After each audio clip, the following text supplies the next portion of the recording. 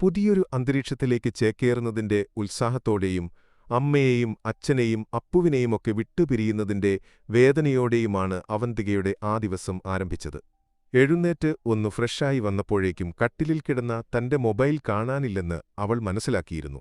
അപ്പുവിന്റെ അല്ലാതെ മറ്റാരുടെയും കൈ അതിന് പിന്നിലുണ്ടാവില്ലെന്ന് അവൾക്കു ഉറപ്പായിരുന്നു. അമ്മേ കഴിക്കാൻ എന്തെങ്കിലും തന്നെ വേഗം എന്നും അപ്പുവിനോട് തർക്കിക്കാൻ ഒരു ചെറിയ കാര്യം മതി അവൾക്ക്. എന്നാൽ ഇന്ന് അവന്റെ തലയിൽ ചെറുതായി തലോടി നേരെ ചെന്ന് ശാന്തമായി അമ്മയോട് ഭക്ഷണം ചോദിച്ചത് എല്ലാവരെയും ഒന്ന് അമ്പരപ്പിക്കാതിരുന്നില്ല. അമ്മ അവൾക്ക് മുന്നിൽ ദോശയും സാമ്പാറും കൊണ്ടുവച്ചു. പതിവിലും 2 എണ്ണം കൂടുതൽ അന്നവൾ കഴിച്ചു. ഇനിയെന്നാണ് അമ്മ ഉണ്ടാക്കുന്ന ഭക്ഷണം കഴിക്കാനാവുക എന്ന ചിന്തയാകും. ഒരുപക്ഷെ അതിന് പിന്നിൽ മതി മോനെ, ഇന്ന് ഇത്രയൊക്കെ കളിച്ചാ മതി, പോയി വല്ലതും എടുത്തുവെച്ച് പഠിക്കാൻ നോക്ക്. അപ്പുവിന്റെ കയ്യിൽ നിന്നും ഫോൺ തട്ടിപ്പറിച്ച് അവൾ റൂമിലേക്ക് പോയി. പലരുടെയും മെസ്സേജുകൾ വന്നുകിടപ്പുണ്ട്. പക്ഷേ അതിനൊന്നും റിപ്ലൈ കൊടുക്കാൻ അവൾക്ക് തോന്നിയില്ല.